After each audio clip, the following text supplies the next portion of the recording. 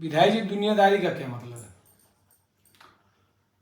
Doctor साहब, दुनियादारी का मतलब यह है कि दुनिया के व्यवहार का, या जिसको कहते हैं जगत व्यवहार का जी पालन करना, लोगों के मन का काम करना, लोक रुचि के हिसाब से करना, लोक व्यवहार के हिसाब से काम करना। और कई काम ऐसे होते हैं जिनमें आपकी मंशा के खिलाफ काम करना पड़ता है, जी इच्छा के विपरीत काम करना पड़ता है, आदतों और आदर्शों के विरुद्ध काम करना पड़ता है। तो यह है दुनियादारी। और आप ये समझ रहे हैं कि दुनिया जैसा चाहे वैसा आप करें और आप जैसा चाहें वैसा न कर पाएं, तो यह एक बड़ा कठिन काम है। जी तो इसीलिए कहा गया है कि बड़ी कठिन है डगर पनघट की। और दुनियादारी निभाने के लिए कई बार आदमी को अंधा बनना पड़ता है, गूंगा बनना पड़ता है, बहरा बनना पड़ता है, देखे को अनदेखा करना पड़ता है, सुने को अनसुना करना पड़ता जी है, जी और बोलने के बजाय चुप रहना पड़ता है।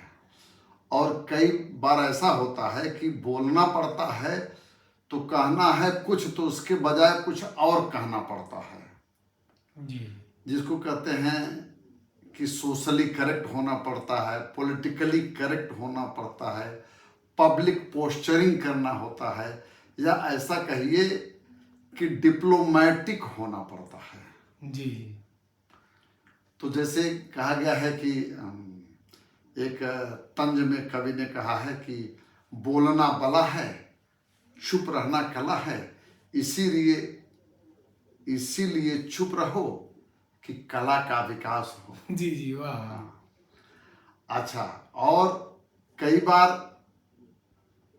बोलना पड़ता है जो कहना है कुछ और, सत्य है कुछ और, लेकिन कभी मजबूरी में और कई बार कूटनैतिक कारणों से जी जी सत्य न कहकर कुछ और कहना पड़ता है।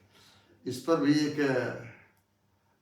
शायर ने एक शेर लिखा है, मुझे याद आ रहा है कि मैंने सारा जमाना देखा है, हर चीज पे नजरें रखता हूँ। जी मैंने सारा जमाना देखा है, हर चीज पे नजरें रखता हूँ, पर कुछ मजबूरन और कुछ मसलहतन कातिल को मसीहा कहता हूँ। जी जी कुछ मसले को देखते हुए और कुछ मजबूरी बस कातिल को मसीहा कहना पड़ता है। अब एक बात ये भी है कि देश हित में, जनहित में, मानव के कल्याण में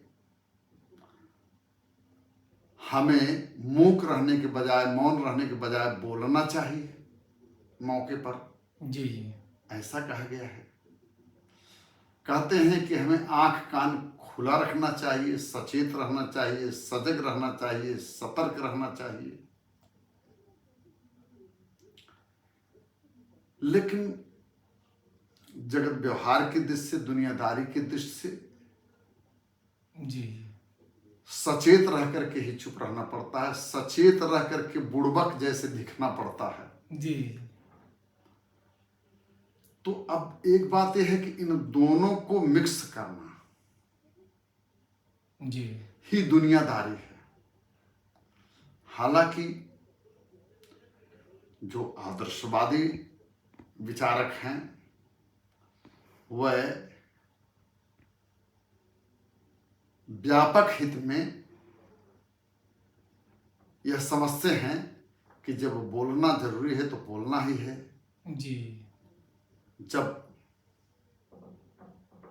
पक्ष लेना है जरूरी राष्ट्र हित में या देश हित में, जनहित में, तो लेना ही है। जी इसमें दिनकर जी की पंक्तियां और दिनकर जी का नाम और जिनके आदर्श हमें सबसे पहले याद आते हैं। जी वह कहते हैं तटस्थ या मौन रहने के बड़े नुकसान भी हैं। लिखते हैं कि जो सत्य जानकर भी न सत्य कहता है, जो सत्य जानकर भी न सत्य कहता है, जी या किसी लोभ के विवश मूक रहता है, जी उस कुटिल राजनेता कायर को धिक है। वह सत्यहंता कम है और अधिक बधिक है। मतलब उसको जी बधने वाला कह रहे हैं। और दूसरी जगह वह तटस्थ रहने को भी गलत बता रहे हैं। लिखते हैं कि समर शेष है नहीं पाप का भागी केवल व्याध। जो तटस्थ हैं, जो तटस्थ हैं, समय लिखेगा उनका भी इतिहास। अब फिर बात घूम करके वहीं आ गई कि कब चुप रहना है, कब बोलना है, कब देखना है, कब आंख बंद करना है, कब सुनना है, कब अनसुनी करना है। जी जी सामंजस्य सारी। ये दुनियादारी का और जो व्यापक नियम हैं, जो शाश्वत सत्य हैं, उनका उद्घाटन कब करना है, कैसे करना है, यह मनुष्य को एक दुविधा में डालते रहते हैं। लेकिन जो विवेकशील प्राणी हैं वह जी दूध का दूध पानी का पानी करते रहते हैं, या जिसको कहते हैं संस्कृत में नीर क्षीर विवेक करते रहते हैं और आगे बढ़ते हैं। एक कवि ने जैसे लिखा है कि मानता सौंदर्य जीवन की कला का संतुलन हूँ, मानता सौंदर्य जीवन की कला का संतुलन हूँ, मैं सुमन हूँ। मैंने अच्छे मन का होना, एक तो जी सुमन फूल के अर्थ में हो गया, दूसरा सुमन अच्छे मन से होने का, अच्छे मन वाला होने का मतलब वही है कि कब आंखें फाड़ करके देखना है, कब ओवर हियर करना है, कब चुप रहना है और कब बोलना है, कब अंधा रहना है, कब गूंगा रहना है। यह सब अपने अपने विवेक और यथोचित सूझबूझ के सामंजस्य। साथ करना ही है। कुल मिलाकर के तो जो है वही कि नाव कागज का गहरा है पानी, जिंदगी की यही है कहानी, फिर भी हर हाल में मुस्कुरा कर दुनियादारी पड़ेगी निभानी। वाह भैया जी। ठीक है, थैंक यू।